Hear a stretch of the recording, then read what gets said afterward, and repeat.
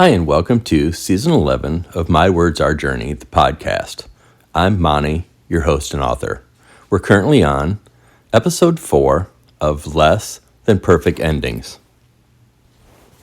As a refresher, Drake and Mallory met when Drake tried to save Mallory from an abusive relationship. She ended up killing the man that she was involved with. They went on the run. Along the way, they met Gwen, a name familiar from the past. Gwen was a friend of Gray while they were in prison. We also find out that Kenny and Trish are getting married, and the whole gang will be celebrating in Colorado. We sadly also learn that Sean and Jill have bad news. Her cancer has returned. Let's continue the journey today, starting with Chapter 13, A Village. The dinner was outstanding. Appetizer trays were placed at each table. Cheese and crackers, olives, wrapped cheese cream puffs with dill, and the only thing Kenny really requested, stuffed mushrooms. The main course, a small filet, a side of cheesy mashed potatoes with steamed broccoli and carrots. Chef quality certainly makes a difference, everyone agreed. In the background, music picked by Trish, Adele, Taylor Swift, Ed Sheeran, and a few others. Dessert, a nice piece of raspberry swirl cheesecake. It was right before dessert that Sean noticed his bride's head was down, and she was wringing her hands. He suggested they go back to the cabin, and she had not said no. They said their goodbyes, claimed just to be a little tired after all the excitement. Before the couple had time to make it back to their cabin, Leonard was outside smoking and talking with Kenny. The three were tight. Sean had to know. At his first opportunity, he would tell the other part of the trio what was going on. Kenny was as upset as Leonard, and as they tried to stay composed, Trish came out to see where her husband was up to and what was more important than dancing with her. When she heard the news, she leaned into Kenny and wept.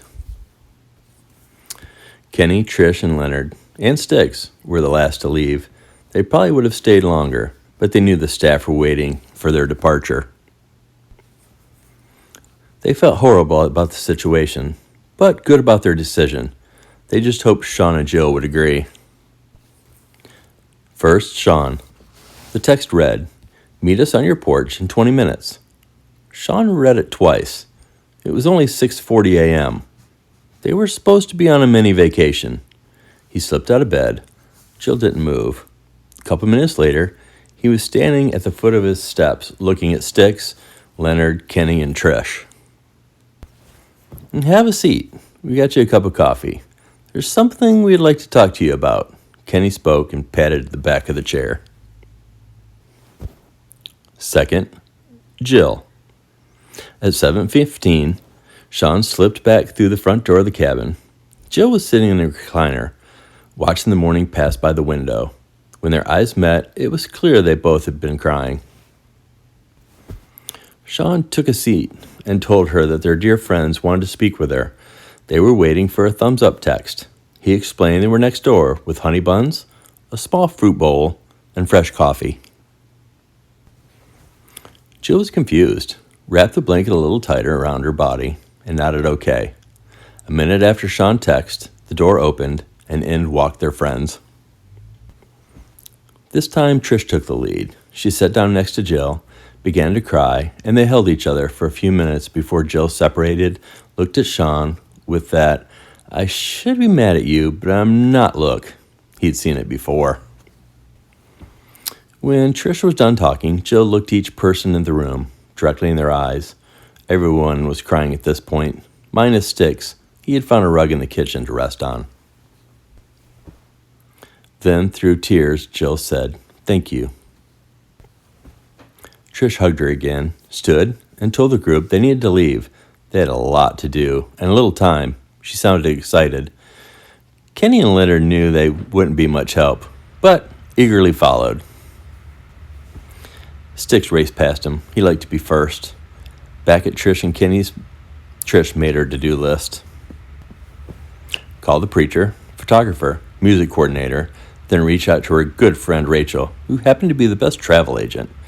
This would be short notice, but Trish had faith in her. Surprisingly, there was nothing on the list for Kenny and Leonard, so they told her they'd get out of the way. They took 2 beach chairs they found in the walkway in the basement and a small cooler and went down to the stream. Both men were deep in their feelings when Leonard said, "Sometimes it takes a village." Chapter 14. Warning. Drake, Mallory, and Gwen had settled in, watched the group from afar, verified no cameras or security systems, bad cell coverage. Mallory had even been in the office when Sean and Jill went to make their call. She had been sitting in the small room off to the side listening to a true crime podcast. Honestly, she needed a break. Gwen was anxious. Drake was, well, she wasn't sure what he was. One minute he was all in on the plan. The next he was questioning everything. She had seen the way they looked at her. It was a look she had seen before. Drake had a crush. But was it because what they had or were going through, or was it real? Sharing a room, she knew it was hard on him, but he had taken a blanket and a few pillows and found a spot in the corner of the room. Never complained, never made a move. Deep down, was there a part of her that wanted him to? Probably, but she had been hurt, and worse, by men that had that look. Mallory decided, when she had pulled that trigger, that she'd not be treated like that ever again. The situation with Gwen was the opposite. She felt comfortable with her, understood her purpose, looked up to her, really. Not sure she would be doing the same thing for a friend, by herself, but was willing to help Gwen. Never once thinking this wouldn't go the way that she expected. And then they'd run off to another adventure fate would put in their way. Maybe together, maybe not. Mallory'd be good either way. She'd been told she didn't think too far ahead. And that really was right. She really tried to live in the moment. Like now, sitting on a blanket, listening to the water as it worked its way down the stream. 2 men had wandered not too far upstream. They had nodded. But they were like most older men. If they weren't trying to hit on you, they had no idea what to do. So they just nodded, unfolded their chairs, and cracked a beer. It wasn't long after they opened their second beer that a worker she recognized from the office came up behind them. They were close enough that she could hear their conversation. It seemed that someone from the office had called. It wasn't an emergency, just some news that a prisoner that had an acquaintance with someone that had tried to kill someone had just been released. Something had been found in their cell that set off an alarm that maybe the prison warden should reach out. When the worker was gone, they didn't speak for a bit. Finally, the older one said, "Are we going to tell anyone?" "Just Sean," was the answer. The men headed back. Mallory waited a few minutes longer. Then she collected her items and went to talk to Gwen. They had mentioned Gray, so... Chapter 15, Rehearsal Dinner. The spirit in the room was uplifting, from the way Sean had held Jill's hand to the way that they looked deep into each other's eyes. The glow that Trish radiated.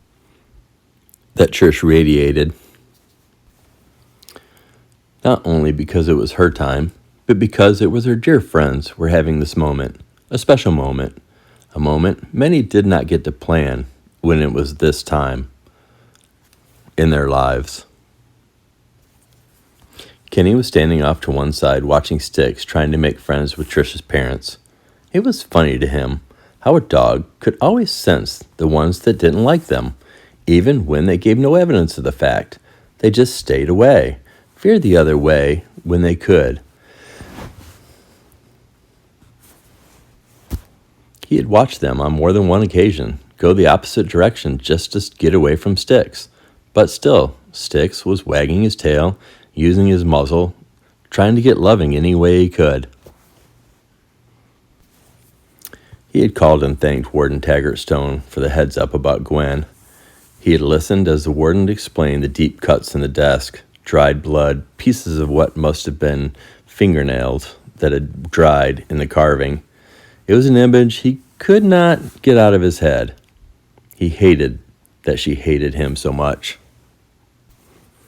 The warden had made it clear this woman was smart, and thanks to Gwen, she had the means to pull off a crazy stunt if she didn't decide just to fade away onto a beach somewhere, as he put it. Trish had circled behind him, put her arms around his waist. "A penny for your thoughts." "Well," Kenny said, "I don't think you have a penny, but I was wondering if Styx was going to start doing some of his tricks to gain favor with your parents." They both laughed as they watched her mom and dad awkwardly ignoring the sweet dog. He would later regret not telling Trish the truth. Then, Leonard and one of the female members of the staff rolled in 2 large tables filled with appetizers, and the group went straight in. From there, the evening was filled with laughter, dancing, small plates of food, mixed drinks, frozen drinks, more laughter, and more dancing. At one point, Trish nudged Kenny so he could see Leonard and the staff member from the earlier slow dancing to foreigner in the corner. "Good for him," Kenny said. Jill and Sean were the first to leave. Jill had stayed a little longer than she should have, but everyone had tried so hard, and she hated to disappoint. Sean would make sure that she took all her meds, then he would sit, sleeping on and off, in a chair next to the bed where she would be sleeping. He would need to wake her up every few hours to take her pills. It was the only way, the doctors had argued. As what usually happens after the first couple leaves, others feels like it's okay to do the same. So the numbers started to dwindle, to the point where Trish and Kenny realized they had the dance floor to themselves as they danced to an old Bryan Adams song. Styx was still in the room, so they figured Leonard wasn't too far away. They encouraged the staff to begin to clean up so they wouldn't have to work too late. They fixed a couple of plates for themselves, one for Leonard, and treated Styx to a couple of pieces of deli meat off the meat and deli tray. He wasn't a beggar, but he was very thankful for anything he did get. Leonard wandered in, gave Styx a good belly rub, thanked Trish and Kenny for a lovely evening, and then disappeared back out the side entrance. The couple could have sworn they heard a female giggle. If so, good for him. Tomorrow was a big day, so Trish and Kenny thanked the staff and made their way towards the cabins as well. On the way, they encountered a group sitting around a campfire.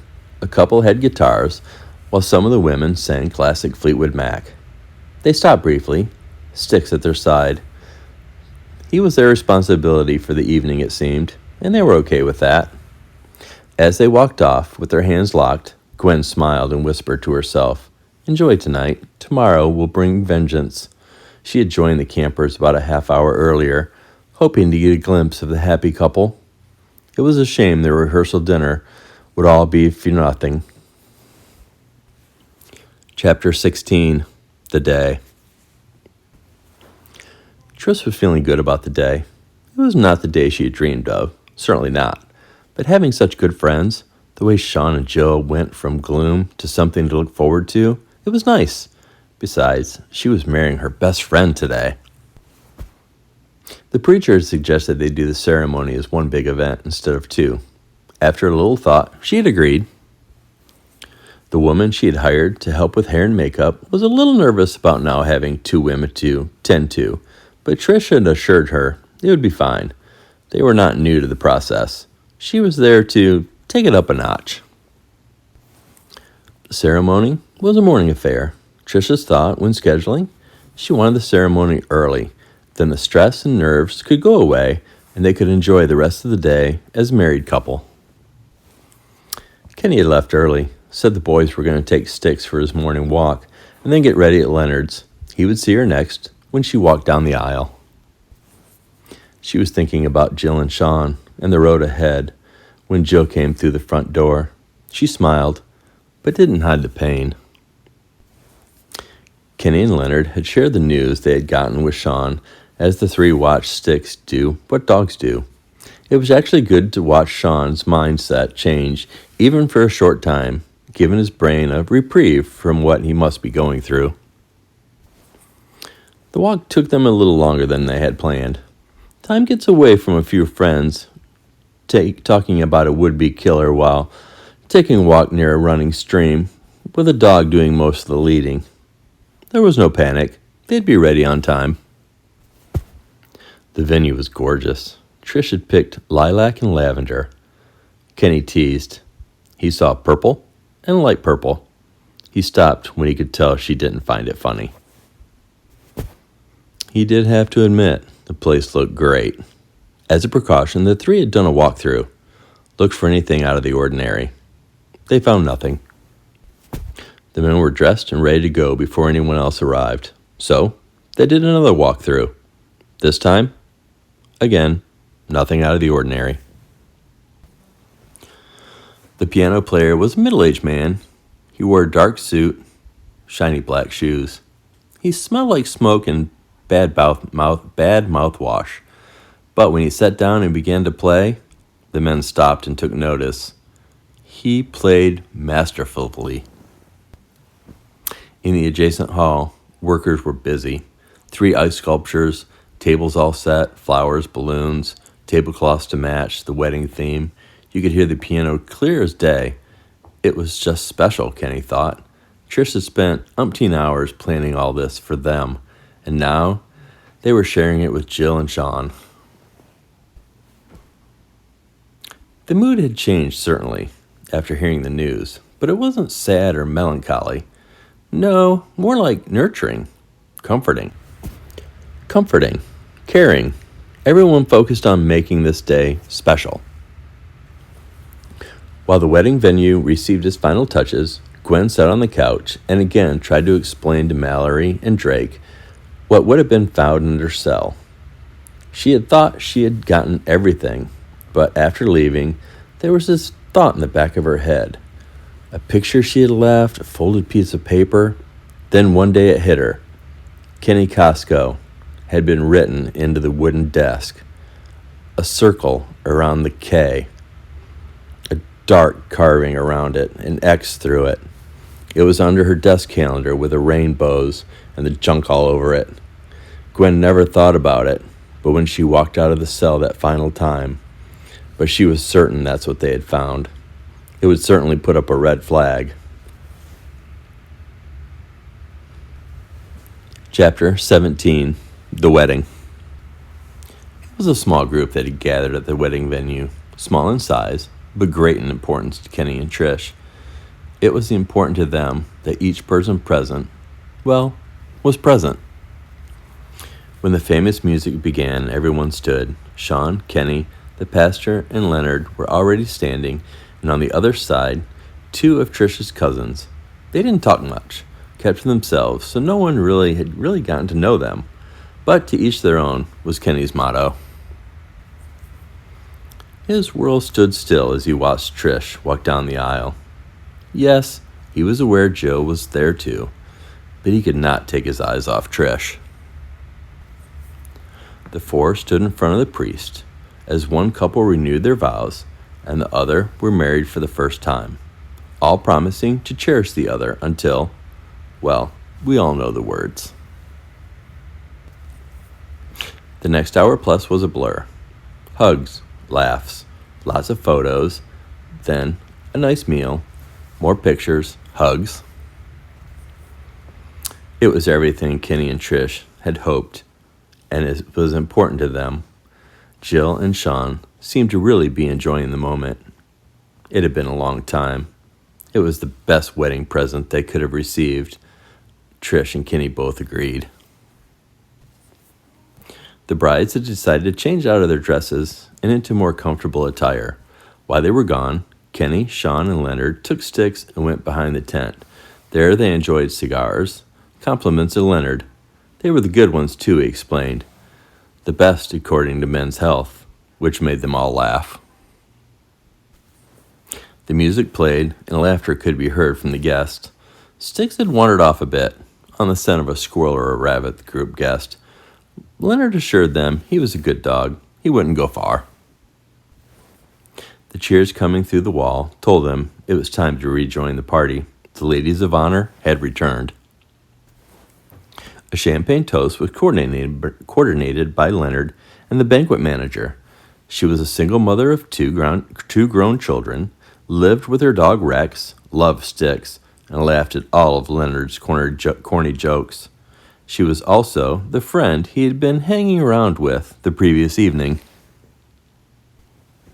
With glasses raised, everyone toasted Trish, Kenny, Jill, and Sean. It was then that the sound resonated the room. At first, everyone thought that someone had set off some type of firework, but the next was clearly a shot. It hit the ice sculpture closest to Trish and Kenny. The swan turned from a beautiful work of art to a pile of ice in less than a second. There were screams. People clamored to get under tables, others running to the exits. Kenny and Sean had placed Trish and Joe behind them and had weapons drawn quickly, but no one knew where the shots were coming from. It seemed like there may be more than one shooter. Leonard was down on one knee, head on a swivel, trying to locate the shooter. It was then that they heard Sticks barking outside. Then a single shot. The barking stopped. Leonard made his way through the door like he was 25 years younger. There were 2 more shots. Then Gwen, Mallory, and Drake entered from 3 different doors, all armed. 2 of them looked nervous, but Gwen, she took center stage. There was only a few guests left, and they were still taking shelter under tables. The 4 that had only a short time earlier said their wedding vows now stood with guns pointed at them. Kenny and Sean were trying to process. Had Sticks been killed? Then Leonard? Were there more than on the premises? Had anyone been able to call 911?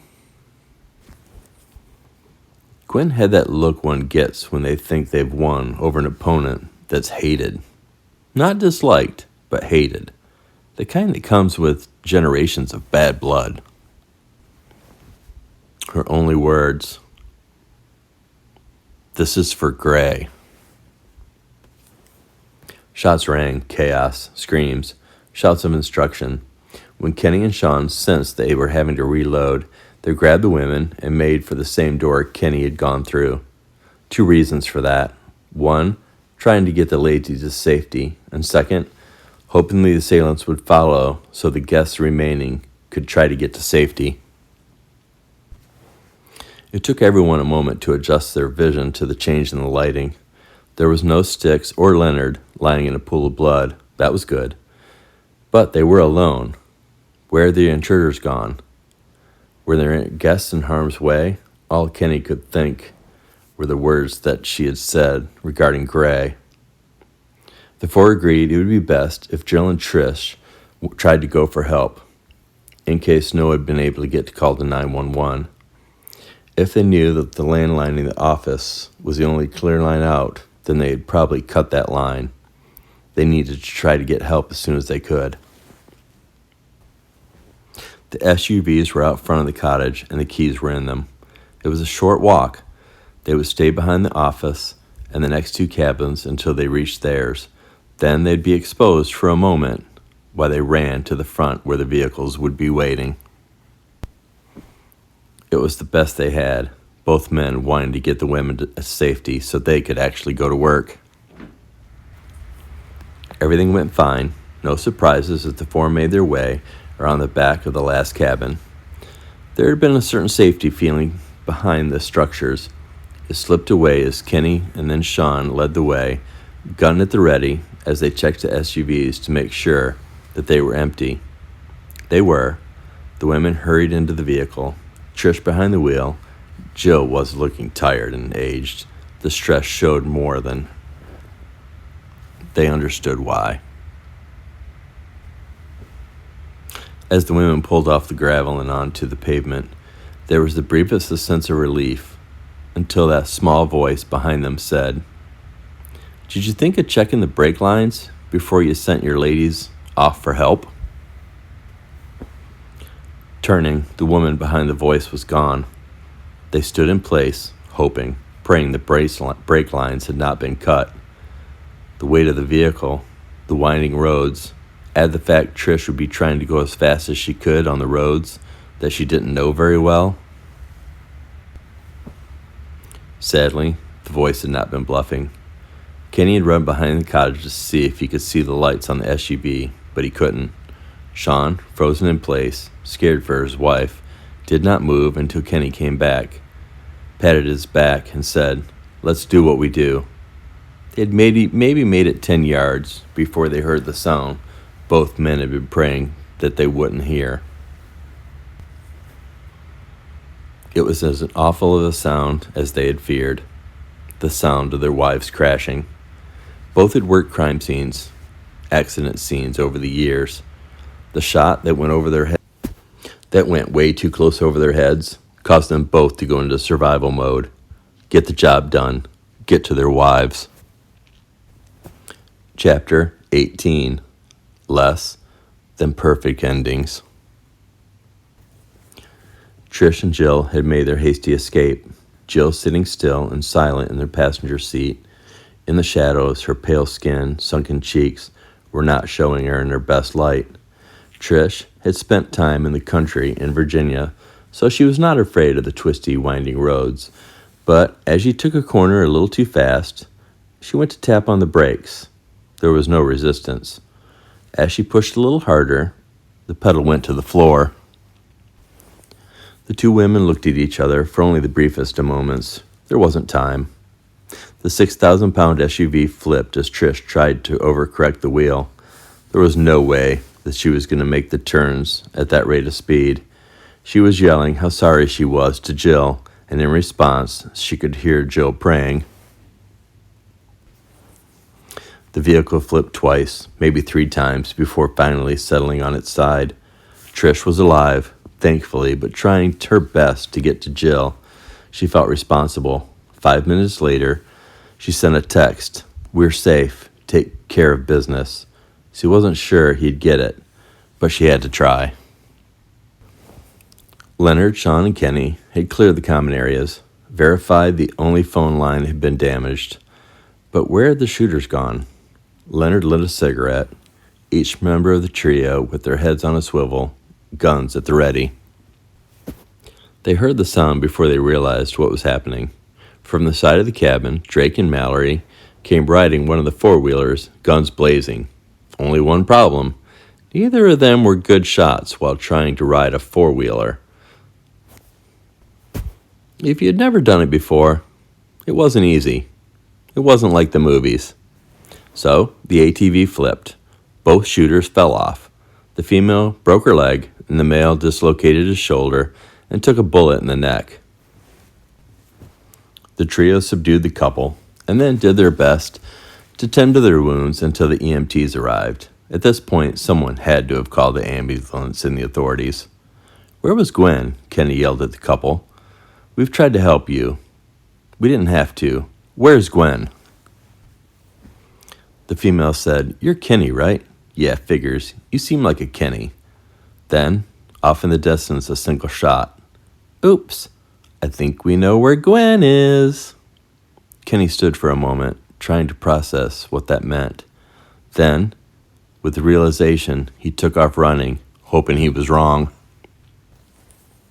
Sitting next to the wreckage was a bruised but alive Jill. She was crying, praying, weak, but alive. Next to her, Trish, so beautiful. He was sure she had fought so hard to make sure Jill was safe. It's just what she would have done. One single gunshot wound to the center of her head. A tiny bit of blood. Her eyes were frozen. Knowing her time on earth was done, knowing it was his fault, he had brought this awful thing to their most precious of days. He helped Jill to her feet, taking most of her weight, and the two made their way back to Sean and Leonard. When he saw his wife, Sean burst into tears, swept her small frame off the ground and out of Kenny's arm. Leonard walked over to his friend, put his hand on his shoulder and whispered, "Trish," and Kenny could only nod. Leonard walked over to their two captives. knelt down, and spoke to them softly. He explained to them their lives were over, how Gwen had used them as decoys to distract while she killed the bride on her wedding day. Now they would spend the rest of their lives in prison without the possibility of parole. Was there anything they would like to say that may help them? He asked twice. Each of them sat in shock. Sounds of sirens began to come from all directions, it seemed. Staff, family, and friends began to make their way. Words of the SUV accident, the death of the bride, the escape of the criminal mastermind behind the plot, it all made for good gossip, speculation, and chatter while waiting to be released by the authorities. Slowly, everyone was okay to leave. The staff was great with helping coordinate flights and travel. As the sun fell, Kenny realized he was sitting with sticks as Leonard was speaking with the local authorities about what had happened. Kenny had spoken with several, but he would wait his turn to speak with two more. He knew the drill. Sean and Jill were gone. He had insisted. Trish had worked it out, so they would be spending 2 weeks traveling the open sea. Something a little birdie had told them had been on Jill's bucket list. Kitty and his assistant, Trish, would want them to go, to be happy, and when they thought of her, to only think happy thoughts. Sticks had moved in between his legs. As he rubbed his ears of the dog, he thought of Gwen and where she would go. She had money, plenty of it from what he was told. Where would he go? Good questions. He didn't know the answers. It was 6 days later when he got the call from Sean. Jill had passed. She had been tired, had asked Sean to take her to the balcony so she could rest a few minutes, and there was this peacefulness about her. Kenny had offered to call Leonard, but Sean had said he'd do it.